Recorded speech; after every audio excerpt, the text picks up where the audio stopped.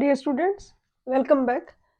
ये fifth lecture है environment engineering का, जिसमें हम गुप्ता एंड गुप्ता की जो बुक है उसमें एनवायरनमेंट इंजीनियरिंग के क्वेश्चन नंबर 61 से लेकर 75 तक कवर करेंगे।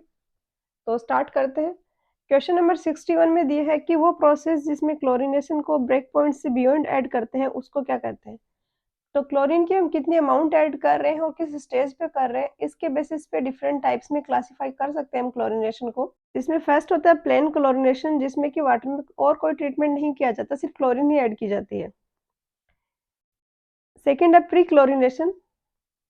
जनरली क्लोरीनेशन डिसइंफेक्शन जो किया जाता है वो लास्ट स्टेज पे किया जाता है, ताकि एक तो रिक्वायरमेंट कम हो जाए क्लोरीन की, फर्दर उसके कंटामिनेटेड होने के चांसेस भी डिक्रीज हो जाएं। बट कभी कभी ऐसा होता है कि माइक्रो ऑर्गेनिज्म इतने ज़्यादा प्रेजेंट है कि कोगुलेशन सेडिमेंटेशन से पहले भी एक बार क्लोरीनेशन किया जाता है और उसको बोलते हैं प्री क्लोरीनेशन। और जो जनरल डिसइंफेक्ट करने का, क्लोरीनेशन करने का जो प्रोसीजर होता है फिल्ट्रेशन के बाद में हम ऐड करते हैं, उसको बोलते हैं पोस्ट क्लोरीनेशन। एक यहाँ पे टर्म आ रही है ब्रेक पॉइंट क्लोरीनेशन, तो इसको समझते हैं हम। एक ग्राफ प्लॉट करते हैं हम जो क्लोरीन ऐड कर रहे हैं उसमें और जो रेजिडुअल क्लोरीन बच रही है उसके बीच में। तो इनिशियली जो पैथोजेंस है उनको किल करता है क्लोरीन। अगर ये आयंस है, फेरस, इनको ऑक्सीडाइज करता है। तो जितना क्लोरीन ऐड कर रहे हैं उसमें कुछ भी नहीं बचता है रेजिडुअल। जैसे यहाँ तक ये इस जोन में देखें तो रेजिडुअल 0 है। उसके बाद फिर फर्दर हम क्लोरीन ऐड करते हैं तो धीरे धीरे रेजिडुअल बचने लगता है। बट एक पॉइंट पे पीक पे जाने के बाद वापस से क्लोरीन, जो रेजिडुअल क्लोरीन है वो डिक्रीज होने लग जाता है। और डिक्रीज होते होते एक पॉइंट ऐसा आता है कि सारी क्लोरीन की डिमांड फुलफिल हो गई है। अब जितना भी हम क्लोरीन ऐड करेंगे वो एज ए रेजिडुअल हमें मिलेगा। इसका पता हमें इससे चलता है कि इसमें जो ये ग्राफ बन रहा है, इसमें अगर हम देखें कि ये वैल्यू है, इसके लिए वाई एक्सिस पे हम रीड करें तो ये दोनों वैल्यू सेम होंगी। अगर y यहाँ पर y मिलीग्राम पर लीटर हमने ये ऐड किया तो रेजिडुअल पे जो मिल रहा है वो भी y मिलीग्राम पर लीटर ही है। तो ये ब्रेक पॉइंट है। और x और y ऑर्डिनेट सेम है, इट मींस ये एक स्ट्रेट लाइन होगी और इसका ये स्लोप है, ये होगा 45 डिग्री। सुपर क्लोरीनेशन, क्लोरीनेशन का वो प्रोसेस है जिसमें बहुत ही ज्यादा हाई डोज ऐड की जाती है क्लोरीन की, 5 मिलीग्राम पर लीटर टू 15 मिलीग्राम पर लीटर। ये एपिडेमिक्स और डिजीज आउटब्रेक होता है उस सिचुएशन में किया जाता है। और इसमें 1 to 2 मिलीग्राम पर लीटर रेजिड्यूल है वो अवेलेबल रहता है आफ्टर ब्रेक पॉइंट। तो यहाँ पर आंसर हो जाएगा option C, super chlorination. Question 62 में दिया है कि फ्रेश ब्लीचिंग पाउडर है उसमें क्लोरीन का परसेंटेज कितना होगा। तो ये व्हाइट पाउडर फॉर्म में होता है ब्लीचिंग पाउडर, और अगर ये फ्रेशली मेड है तो इसमें 30% तक अवेलेबल क्लोरीन होती है और वो डिक्रीज होती है, क्योंकि ये स्टेबल कंपाउंड नहीं है तो टाइम के साथ में इसमें लॉसेज होंगे। तो यहाँ पर ऑप्शन सी करेक्ट हो जाएगा। क्वेश्चन 63 में दिया है कि वाटर का अगर ट्रीटमेंट कर रहे हैं ब्लीचिंग पाउडर से तो उस प्रोसेस को क्या बोलते हैं। तो वाटर के क्लोरीनेशन के लिए काफी बार कैल्शियम हाइपोक्लोराइड्स या सोडियम हाइपोक्लोराइड्स का हम यूज करते हैं। CaOCl ट्वाइस है ये ब्लीचिंग पाउडर है, और ये हाइपोक्लोराइड्स वाटर में डिजोल्व होते हैं तो ये कैल्शियम आयंस और हाइपोक्लोराइड आयंस देते हैं। और हाइपोक्लोराइड्स जो आयंस हैं ये H+ वाटर में प्रेजेंट है, उसके साथ रिएक्ट करके HOCl बनाते हैं जो होता है हाइपोक्लोरस एसिड। और ये हाइपोक्लोरस एसिड बन रहा है हाइपोक्लोराइड से, इसलिए इस प्रोसेस को हाइपोक्लोरिनेशन भी बोला जाता है। तो यहाँ पर आंसर हो जाएगा ऑप्शन डी। क्वेश्चन 64 में दिया है कि वो सुटेबल मेथड जिससे स्विमिंग पूल का वाटर डिसइंफेक्ट करते हैं उसको क्या कहते हैं। इसका आंसर की मैं आंसर दिया अल्ट्रावायलेट रेज, बट इसका आंसर होगा क्लोरीनेशन। इसके आंसर में मिस्टेक इसलिए है कि इसको डायरेक्टली कॉपी किया गया, एक बुक में लाइन दी गई और उस पर डायरेक्टली क्वेश्चन फ्रेम कर दिया। एस के गर्ग की जो एनवायरमेंट इंजीनियरिंग की बुक है वहां पर जब अल्ट्रावायलेट रेज के मेथड को एक्सप्लेन किया है तो वहां पर लिखा हुआ है कि ये मेथड कॉस्टली है, और उसके साथ में ये भी यहाँ पर मेंशन किया है कि कुछ डेवलप्ड कंट्रीज हैं जो कि स्विमिंग पूल के वाटर को डिसइंफेक्ट करने के लिए भी इसको यूज करते हैं। बट क्वेश्चन में डेवलप्ड कंट्रीज का कुछ नहीं लिखा हुआ, तो ऐसे केसेस में हमें जो मोस्ट सुटेबल मेथड देखना पड़ेगा। और लार्ज वॉल्यूम ऑफ वाटर को अगर हमें बहुत कम कॉस्ट पे डिसइंफेक्ट करना है तो क्लोरीनेशन बेस्ट रहता है। तो यहाँ पर इसका आंसर है वो क्लोरीनेशन होगा। इसका रेफरेंस मैं आपको जो पीडीएफ प्रोवाइड करूंगी उसमें ऐड कर दूंगी। क्वेश्चन 65 में दिया है कि नीचे दिए गए जो केमिकल्स हैं इसमें कौन सा केमिकल ऐसा कंपाउंड ऐसा है जिसको डिक्लोरीनेशन के लिए यूज कर सकते हैं। अगर वाटर में excess amount of chlorine present है तो उसको सप्लाई करने से पहले रिमूव करना पड़ता है, क्योंकि क्लोरीन है वो बैड टेस्ट और ऑर्डर देता है वाटर में। और स्पेशली जैसे कि पिछले क्वेश्चंस में हमने देखा सुपर क्लोरीनेशन जैसे मेथड है जो कि 1 to 2 मिलीग्राम पर लीटर रेजिडुअल क्लोरीन छोड़ते हैं, और जो एक्सेप्टेबल लिमिट है रेजिडुअल क्लोरीन की वो है अराउंड 0.2 मिलीग्राम पर लीटर। तो जो एक्सेस अमाउंट ऑफ क्लोरीन है इसको हमें रिमूव करना पड़ता है और इसके प्रोसेस को बोलते हैं डिक्लोरिनेशन। और इसके लिए जो केमिकल्स यूज करते हैं उनमें है सल्फर डाइऑक्साइड, एक्टिवेटेड कार्बन को हम यूज कर सकते हैं, सोडियम थायोसल्फेट, सोडियम सल्फाइड, इन सबको हम डिक्लोरिनेशन के लिए यूज कर सकते हैं। तो ऑप्शंस में जो दिए हैं इनमें हो जाएगा sulphur dioxide, option C. Question 66 में दिया है कि क्लोरिनेशन में टेम्परेचर राइज होने के कारण डेथ रेट ऑफ बैक्टीरिया है उस पर क्या इफेक्ट पड़ेगा। तो क्लोरीन की जो रिएक्टिविटी है वो इंक्रीज होती है अगर टेम्परेचर को हम इंक्रीज करते हैं तो, और कम टेम्परेचर पे क्लोरीन की रिएक्टिविटी काफी कम हो जाती है। अगर बिलो 10 डिग्री सेंटीग्रेड टेम्परेचर है तो क्लोरीन फ्रीज ही हो जाएगा, वो रिएक्ट ही नहीं करेगा। और इसीलिए यूरोपियन जो कंट्रीज हैं जहाँ पर टेम्परेचर बहुत कम रहता है वहां पर क्लोरिनेशन को नहीं यूज किया जाता ज्यादा। क्वेश्चन 67 में दिया है कि हायर पीएच के कंपैरेटिवली लोअर पीएच अगर है तो वहां पर कांटेक्ट पीरियड ज्यादा रिक्वायर्ड होगा या कम होगा। तो हम एक बार शॉर्ट में डिस्कस कर लेते हैं कि कौन कौन से फैक्टर्स अफेक्ट करते हैं क्लोरिनेशन की एफिशिएंसी को। अगर वाटर में टर्बिडिटी ज्यादा है तो सस्पेंडेड पार्टिकल्स हैं वो इंटरफेयर करेंगे क्लोरिनेशन के प्रोसेस में, वो क्लोरीन है वो उन पे चिपक जाएगी और उसकी एफिशिएंसी कम हो जाएगी। अगर मेटलिक आयंस जैसे Fe+2 है ये प्रेजेंट है तो ये भी क्लोरिनेशन की एफिशिएंसी को डिक्रीज करेंगे क्योंकि ये खुद क्लोरीन के साथ रिएक्ट कर जाएंगे और फिर जो बैक्टीरिया को किल करने के लिए क्लोरीन है वो कम अवेलेबल रहेगा। पीएच है ये काफी इंपॉर्टेंट फैक्टर है। पीएच इंपॉर्टेंट फैक्टर है क्योंकि ये रिएक्शन है ये डिसाइड करती है कि वाटर में क्लोरीन है वो हाइपोक्लोराइट आयंस की फॉर्म में है या हाइपोक्लोरस एसिड की फॉर्म में है।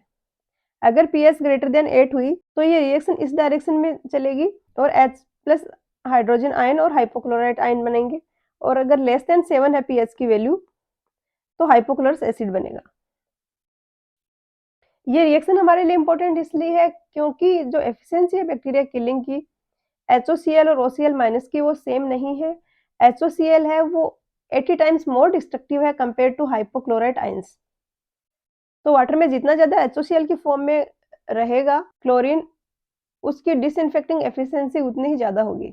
तो क्लोरिनेशन की जो वर्किंग रेंज है जो कि होती है ग्रेटर देन 5, अगर पीएच लेस देन 5 है तो क्लोरीन रिएक्ट ही नहीं करेगा, वो एलिमेंटल फॉर्म में वहां पे प्रेजेंट होगा। तो वर्किंग रेंज में अगर हम बात करें पीएच को डिक्रीज करने की, पीएच को डिक्रीज करेंगे तो ज्यादा क्लोरीन है तो वो HOCl की फॉर्म में रहेगी तो एफिशिएंसी ज्यादा आएगी। तो हम कह सकते हैं कि पीएच को अगर हमने इंक्रीज किया तो एफिशिएंसी डिक्रीज होगी। क्यों होगी? क्योंकि पीएच इंक्रीज करने से रिएक्शन इस डायरेक्शन में जा रही है और हाइपोक्लोराइट आयंस बन रहे हैं। अब कांटेक्ट पीरियड हम जितना ज्यादा देंगे एफिशिएंसी उतनी ही ज्यादा होगी। तो अगर एफिशिएंसी को डिक्रीज हो रही है कहीं पे और हमें डिजायरेबल एफिशिएंसी चाहिए तो उस केस में फिर हमें उसको कंपनसेट करने के लिए कांटेक्ट पीरियड को बढ़ाना पड़ता है। तो अगर लोअर पीएच है तो स्मॉलर कांटेक्ट पीरियड रिक्वायर्ड होगा। क्वेश्चन 68 में दिया है कि डिसइंफेक्शन एफिशिएंसी के रिगार्डिंग कौन सा स्टेटमेंट करेक्ट है।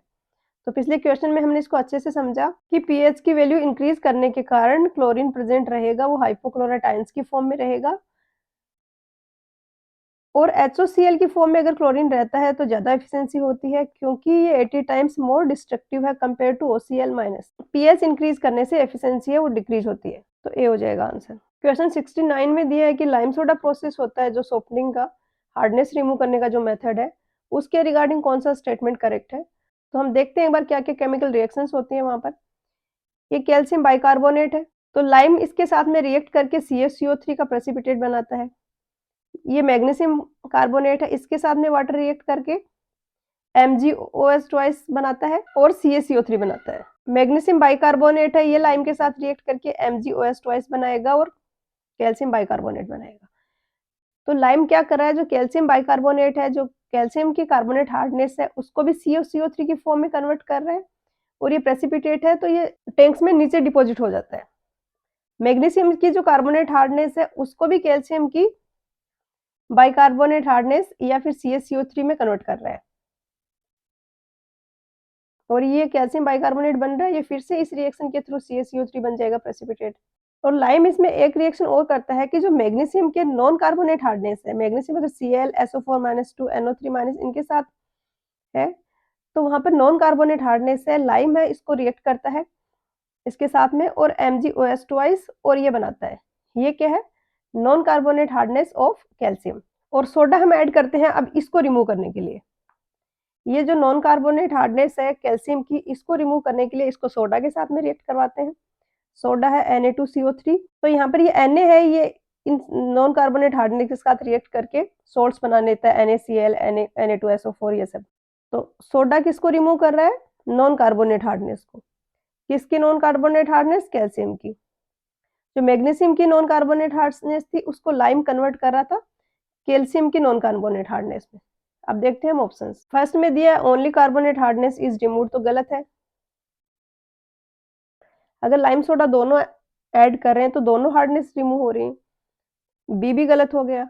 सी में दिया है कि lime reduces the carbonate hardness and soda S removes the non carbonate hardness, तो ये स्टेटमेंट करेक्ट हो गया। डी में दिया है lime reduces the non carbonate hardness and soda S removes the carbonate hardness, तो सोडा एस को तो हम नॉन कार्बोनेट हार्डनेस रिमूव करने के लिए यूज कर रहे थे। क्वेश्चन 70 में दिया है कि लाइम सोडा प्रोसेस का मेजर डिसएडवांटेज क्या है?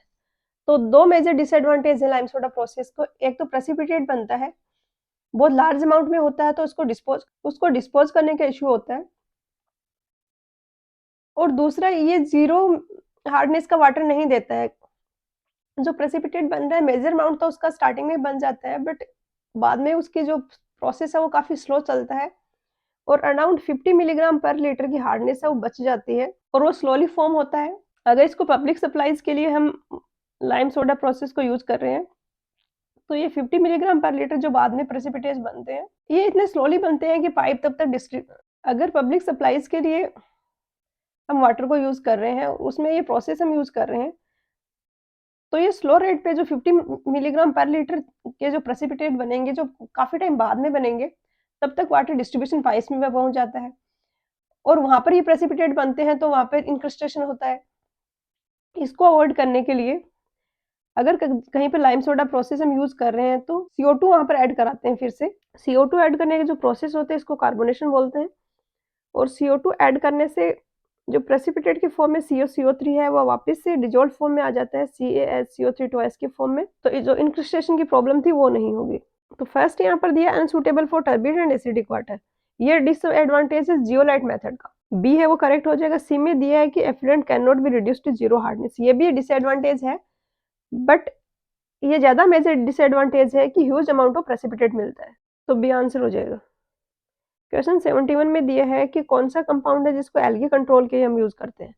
तो कॉपर सल्फेट को हम यूज करते हैं वाटर में से टेस्ट ऑर्डर वगैरह रिमूव करने के लिए, और इसको ओपन रिजर्वॉयर और लेक्स वगैरह में यूज कर सकते हैं एल्गी की ग्रोथ को कंट्रोल करने के लिए, क्योंकि अगर हम एल्गी को रिमूव नहीं करेंगे, किल नहीं करेंगे, और प्रॉपर ग्रोथ उसकी हो रही है उसके बाद हम अगर उसको रिमूव करते हैं तो ऑयल्स भी प्रोड्यूस करता है वाटर में, और दूसरे डिकम्पोजिंग प्रोडक्ट है वो ऐड करता है जिनका जो टेस्ट और ऑर्डर होता है वो हाईली अनएक्सेप्टेबल होता है। तो अगर कॉपर सल्फेट वाटर में ऐड कर देते हैं तो एल्गी को ग्रो ही नहीं करने देता है, तो बी हो जाएगा यहाँ पर आंसर। क्वेश्चन 72 में दिया कि एक्टिवेटेड कार्बन हम किसके लिए यूज करते हैं? तो वाटर में से बैड टेस्ट और ऑर्डर को रिमूव करने के लिए एक्टिवेटेड कार्बन हम यूज करते हैं, और एक्टिवेटेड टर्म जो है ये रिप्रेजेंट कर रहा है कि जो भी हम यूज कर रहे हैं उसको हमने सुपर फाइन फॉर्म में पाउडर फॉर्म में कन्वर्ट कर दिया है। उसका पर्पज ये है कि अब उसका सरफेस एरिया बढ़ गया है तो उसकी अब्जॉर्बिंग पावर बढ़ जाती है सरफेस एरिया बढ़ने के कारण, तो यहाँ पर सी हो जाएगा रिमूव ऑर्डर। क्वेश्चन 73 में दिया है कि कास्ट आयरन पाइप्स के कंपेरेटिवली स्टील पाइप्स के लिए कौन सा ऑप्शन करेक्ट है? कास्ट आयरन पाइप्स है ये कोरोजन रेजिस्टेंस होती है, इनकी लाइफ अच्छी होती है, बट इनके डिसएडवांटेज हैं, एक तो बहुत ही ज्यादा हाई प्रेशर अगर है तो ये उसको कैरी नहीं कर पाती हैं, दूसरे ये ब्रिटल होती हैं तो ट्रांसपोर्टेशन में दिक्कत होती है। इससे अगर कंपेयर करें स्टील की पाइप्स का तो काफी स्ट्रॉन्ग होती हैं, जहां पर भी मेंस वगैरह हमें डिजाइन करनी है बहुत ही ज्यादा प्रेशर अगर आ रहा है वहां पर तो वहाँ स्टील पाइप्स ही यूज की जाती हैं। बट स्टील की जो पाइप्स हैं इनका एक मेजर डिसएडवांटेज होता है कि ये एक्सटर्नल प्रेशर को रेजिस्ट नहीं कर पाती है। अंदर पाइप में से जो वाटर फ्लो है वो हाई प्रेशर पे उसको रेजिस्ट कर देती है, लेकिन अंदर बाहर से अगर ट्रैफिक का लोड या ऐसा कोई लोड आ रहा है तो उसको रेजिस्ट करने में इनकी स्ट्रेंथ थोड़ी कम होती है। बट इनको कंपेयर करें तो हम स्टील पाइप्स को प्रेफर करते हैं जहां पर हमें स्ट्रेंथ ज्यादा चाहिए होती है कंपेयर टू कास्ट आयरन, तो बी होगा आंसर। क्वेश्चन 74 में दिया है कि एक इरेगुलर ग्रोइंग टाउन है उसके लिए कौन सा डिस्ट्रीब्यूशन सिस्टम सूटेबल होगा? तो इरेगुलर और अनप्लांट जगह पे डेड एंड सिस्टम होता है, बेस्ट रहता है, इसको ट्री सिस्टम भी बोला जाता है। इसमें ये एक वाटर की मेन पाइपलाइन है, इससे ये सबमेंस जा रही हैं, फिर इनसे ये ब्रांच पाइप्स जा रही हैं, तो ये ट्री की फॉर्म में दिख रहा है इसीलिए इसको ट्री सिस्टम भी बोलते हैं। तो ओल्ड सिटीज और जो अनप्लान्ड है वहां पर प्रॉपर डिजाइन नहीं होता कि किस एरिया में पॉपुलेशन ज़्यादा आएगी या कितना सारा एरिया है इसमें पॉपुलेशन होगी जिसको हमें सर्व करना है। रैंडमली हैप्जेड मैनर में वो शहर बसा हुआ होता है, तो ऐसे में डेड एंड सिस्टम बेस्ट रहता है। इसके एडवांटेजेस हैं कि एक तो ये सिंपल है डिजाइनिंग में काफ़ी, क्योंकि एक ही डायरेक्शन में वाटर फ्लो हो रहा है, तो हम इसका कैलकुलेशंस वगैरह एनालिसिस इजीली कर सकते हैं। और दूसरा एक कॉस्टली कम होता है क्योंकि कट ऑफ वाल वगैरह कम चाहिए होते हैं। और डिसएडवांटेज इसके ये हैं कि एक तो डेड एंड्स आ रहे हैं तो रिकंटामिनेशन के चांसेस बढ़ जाते हैं।